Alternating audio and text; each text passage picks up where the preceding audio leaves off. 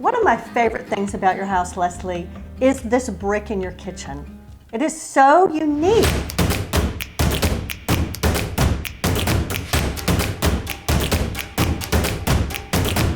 It's not just under the cabinets, it's all the way up to the ceiling. Yeah. Talk to me about how did you come up with this brilliant idea? The whole idea of taking tile all the way behind your cabinetry or up an accent wall has become a really big trend in kitchen designs. It really it brings the eyes up and gives your tile more of a presence. And so there's, the tile industry is just growing and changing, and there's so many amazing options that it's worth having an accent wall of tile.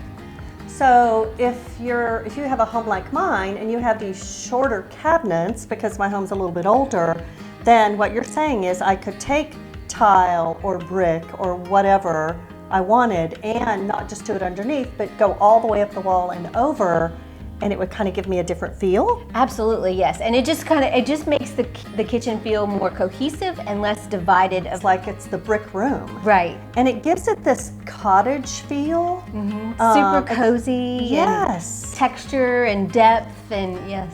I'm ready to go home and get started. Let's do it.